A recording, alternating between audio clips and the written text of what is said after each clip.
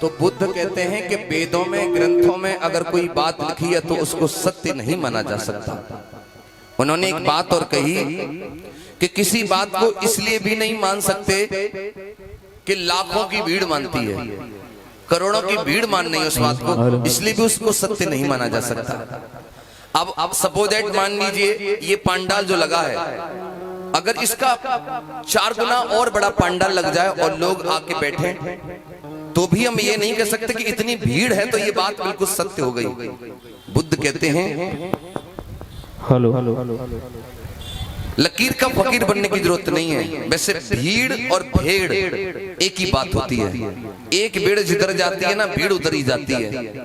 सोच विचार नहीं करती, चिंतन मनन नहीं करती, जबकि बुद्ध चिंतन मनन करने की बात कर रहे हैं। एक छोटी सी कहानी सुनाता हूं, जल्दी समझ आएगा।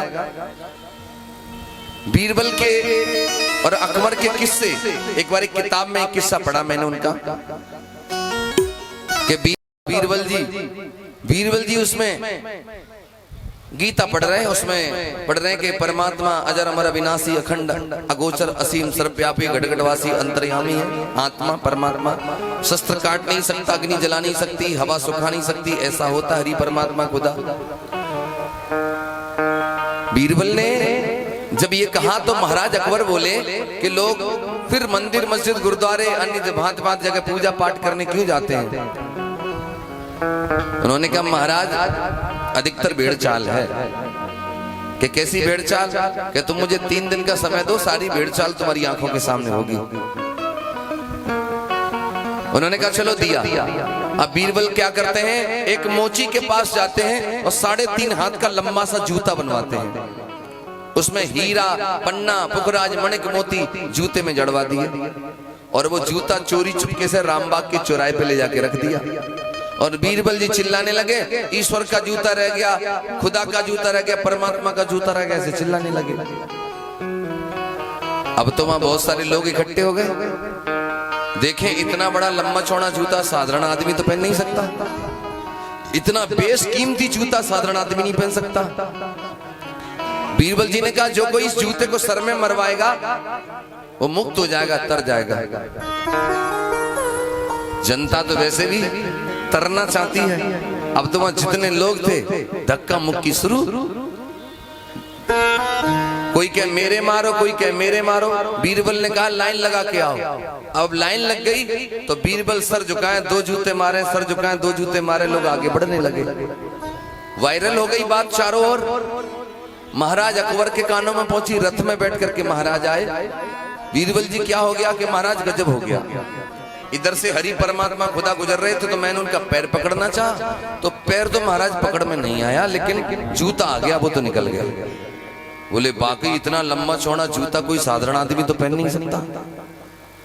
बोले ये क्या कर रहे हो कि महाराज अभी संशय है, ये खुदा के पैरों में, ईश्वर के पैरों में पहना हुआ जूता है, इसे कोई सर में मरवाएगा तो तर नहीं जाएगा। तो महाराज अकबर भी नीचे उतर के आ गए। बीरबल ने उनका भी सर झुकाया और 2 जूते उनके सर में भी जड़ दिए। जूता उठा करके रथ में रखवा दिया, दरबार में गया, पूजा पाठ होने लगा। तीसरे दिन के बाद वही बात महाराज ने पूछी कि तुम कह रहे थे कि मैं 3 दिन के बाद तुम्हें बता दूंगा सब भेड़ चाल है, तुमने बताया नहीं बीरबल। बोले महाराज बताने को अब रही क्या गया। बोले क्या मतलब? कि जो जूता जनता ने मरवाया सर में, तुमने भी मरवाया, और तुम अभी भी उसे घर में रख करके पूजा पाठ करवा रहे हो। वो जूता तो मोची से मैंने बनवाया था, यही भेड़ चाल, और इससे बड़ी भेड़ चाल क्या होगी। कितना भी समझाने की कोशिश करो, किसी महिला के खाने पीने के कारण, जैसे उस महिला ने कुछ अच्छा नहीं खाया और गर्भवती है वो महिला, और उसके कोई बालक पैदा हो गया, बालक हुआ टेढ़ा मेढ़ा पैदा, अपाहिज, तो डॉक्टरों के पास ले जाओगे तो डॉक्टर तो कहेंगे कि इस महिला ने खान पान अच्छा नहीं रखा, इसलिए बच्चा अपाहिज पैदा हुआ है।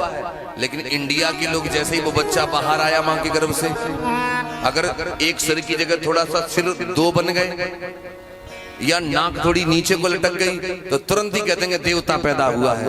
हाय पूरे नगर में ढोल बज जाएगा, फिर तो देखो भीड़ लगना शुरू हो जाएगी, चढ़ौती चढ़ना शुरू हो जाएगी, मंदिर बन जाएगा। ये हो रहा है देश के अंदर। आपने सुना हो जब आलू की खुदाई होती है ना, कोई आलू भी अगर किसी आकार ले ले कोई, तो वो आलू को ही देवता बना देते हैं। अभी एक घटना ऐसी वायरल हुई थी कि बोतल में बर्फ जम गई थी, तो उसको भी शिवलिंग का रूप बता करके जनता को बेवकूफ बनाया।